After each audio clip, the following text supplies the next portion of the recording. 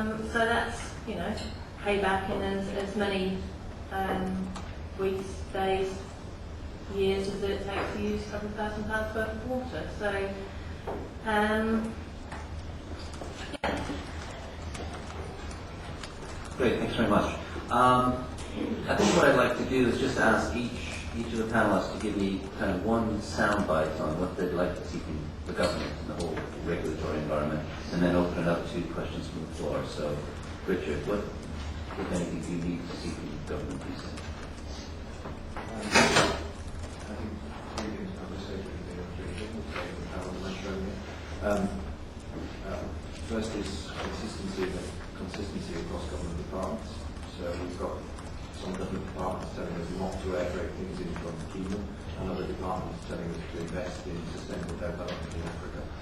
So we need consistency. I think we also need leadership.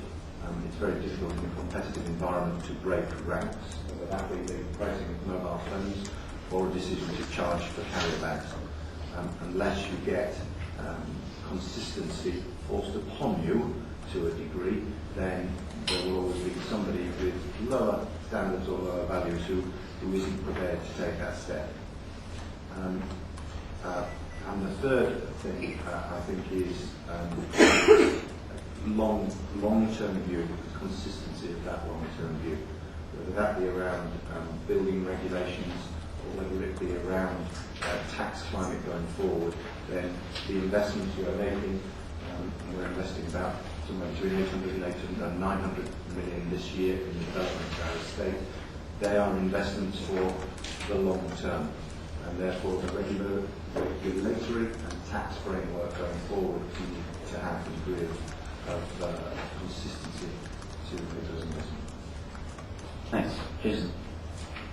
Yeah, I think one message I would be, same as yours, would be the long-term view in relation to investments in this area, but also trying to look at ways of making things more positive. I know sometimes we're always looking for the negative stories in, this will be a negative impact on households and stuff like this, and asking people to see if they can sell the positive story more. Chris, keywords for government. Actually going to agree, but let me say good work in government, because I think the UK government is beginning to do some of these things through climate change. For example, we are beginning to see signs of a longer term view for the UK. In the white paper last week that was published, there was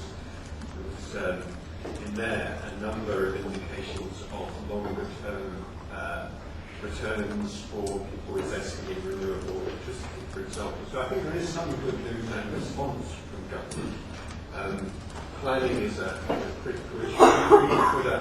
We could put an air conditioning unit on the top of an exchange building in an urban location without planning permission. If we want to put a quiet, renewable electricity generating turbine on the top, we need planning permission, and then the local people object, even though they make about the same amount of noise. Air conditioning might even make more noise. I mean, it's those kind of crazy inconsistencies.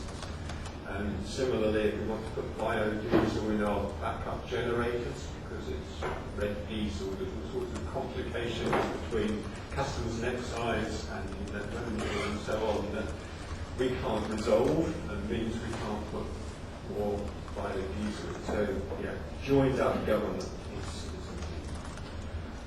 Thanks, Chris. Becky, last word to you. Well, obviously, as everyone's been saying, the planning issue is a problem, but I would say from a SME point of view, the more government is able to back these projects through possibly grants and that kind of thing, the more people tend to buy into it. Certainly in the initial stages, I would say. Great. We have a few minutes now to raise any questions from the floor. I think there are some roving microphones. Is that correct? So if there are any questions from the floor, please raise your hand. We'll try to get the mic and direct it to one of the panelists. Good morning. Thomas Davies from Enable. To no victim in particular to the panel. It's great to hear all these positive approaches to CSR.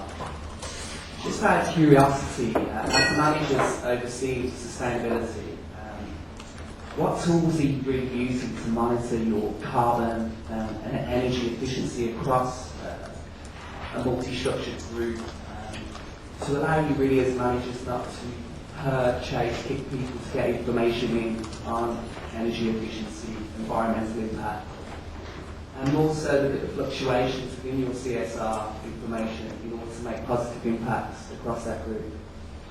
Jason, with 97% of your employees overseas, maybe you'd like to pick that one. Yeah, it's about your management information systems, and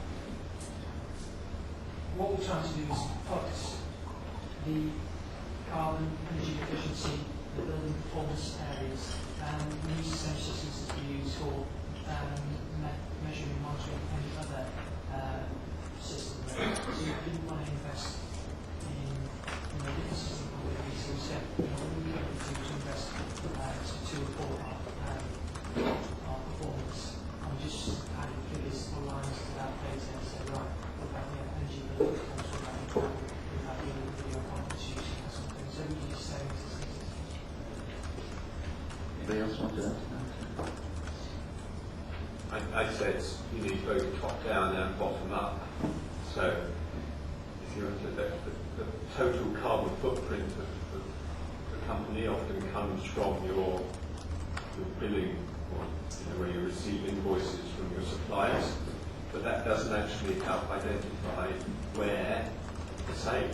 They're just aggregated big numbers. So you need information systems to collect that top up, top down, and then you need systems internally that help drive the bottom up. So audits of sites, we have audits of data centres, we have half-hour metering on all our sites across the UK. So we've got a lot of detailed, granular information as well. Just in your everything Chris has said, we have half-hour metering. Whether anybody used it before is another question. So find out what data you've already got and then start presenting it. And the second is, it's another one of those, let's not make it too scientific. The general staff understand carrier bag usage. You don't actually have to go down to the individual carbon footprint of a carrier bag to get people to measure how many carrier bags they use.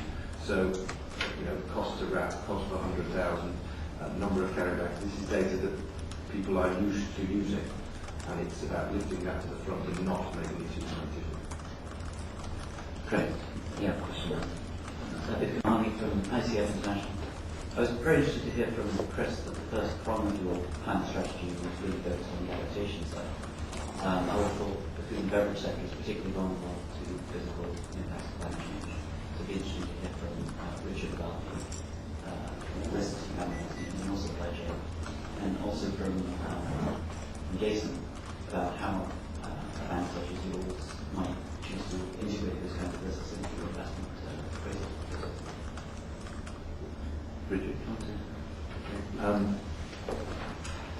you're right, in the food and beverage sector, particularly agriculture for us is a difficult area. It does sit without a direct operation because it's from the supply base, but there are all sorts of anomalies, whether that be roses grown in Kenya and flown in 747s have a lower carbon footprint than roses grown in Holland under glass.